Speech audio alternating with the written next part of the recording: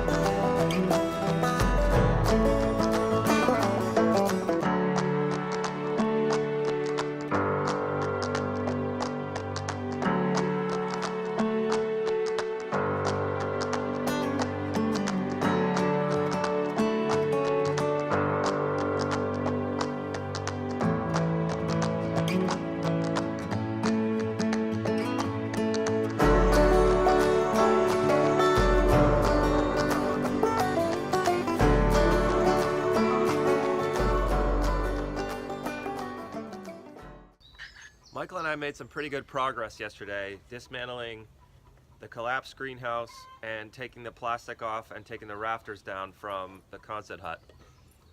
I have about an hour before I need to get to work.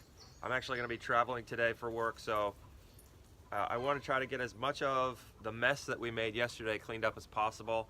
I'd really like to get that done by this weekend so that I can use a tiller and get all of the beds prepped. Right now I've been waiting for the hoop houses to get out of the way because I don't want to borrow a tiller and bring it over here if I can't till up the entire garden. I've already done that once and I happen to be using the bucket tractor for a different project, so I just put the tiller on that. But if I'm going to make a special trip to till, I want to be able to do the whole garden, and in order to do that I really need to clean up the mess we made yesterday. As we were pulling things apart from the collapsed greenhouse, we were kind of putting things in piles just wherever, and I really want to make sure I get all those piles cleaned up, get everything organized, get all the metal out to where the hoop houses are going to be rebuilt, etc. So I'm going to try to do as much of that as I can in the next hour. The next step on the Quonset hut is to actually take the metal apart. Since we got the rafters down yesterday, I need to take all the metal apart and transport the hoops over to the new section of the garden where the hoop houses are going to go. In order to do that, I need to get the purlin that runs along the ridge apart from the hoops, and it's bolted together. The bolts have been in since, let's see, 3 years they've been in, and before that they were in for 10 years. I keep reusing the same bolts as long as I can. Sometimes they will break and shear off, but I've got a bunch of these bolts that are rusted, so I'm gonna actually hit them with some WD-40 and let them soak throughout the day, and hopefully tonight after baseball practice I can take the nuts off and get everything all apart So we'll see how that goes.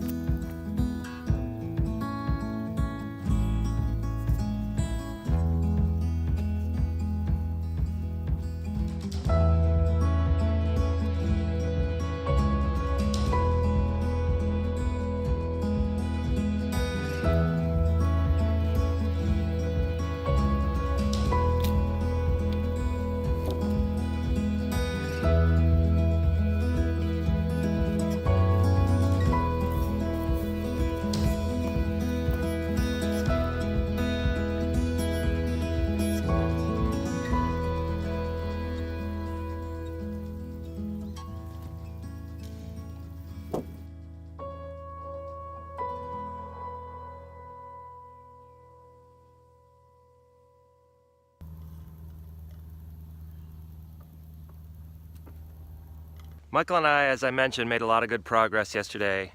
We're good friends and we work really well together. Part of the reason is we don't take ourselves too seriously.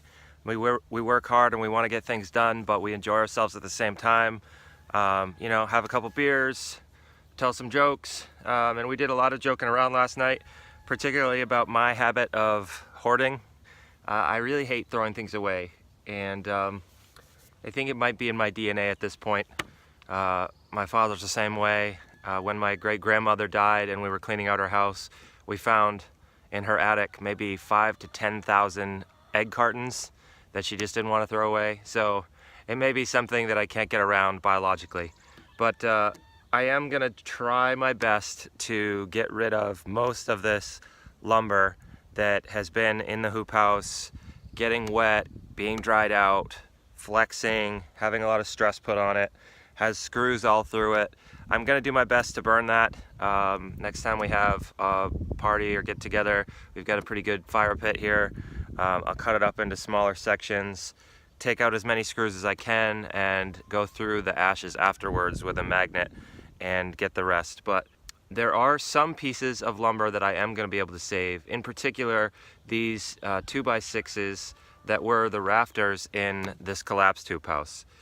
The only thing I need to do is take the screws out of the end. They all have these where they separated or where I ripped them out, or Michael ripped them out last night. But other than that, these are actually in really good condition because they were up off the ground. They were the rafters, as I mentioned. Not a lot of moisture up at the top of the hoop house. Some of the stuff, the foundations and things like that, those are all just toast. So those I have no problem getting rid of.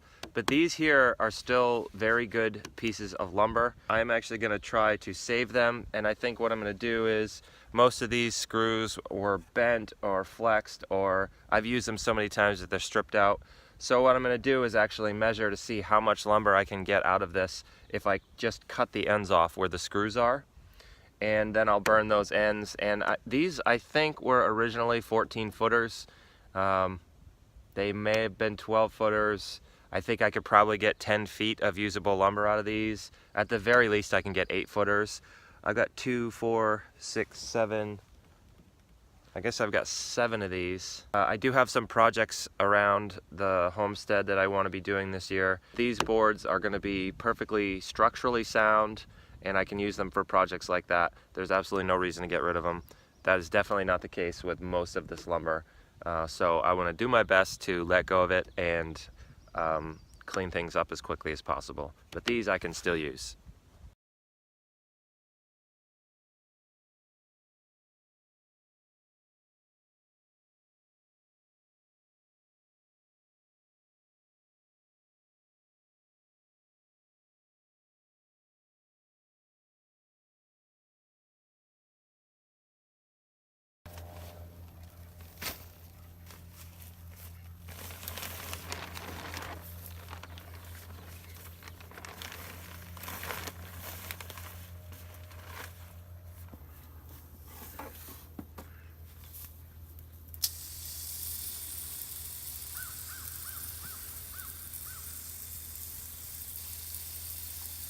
Watering just became a lot easier by removing the plastic and the rafters.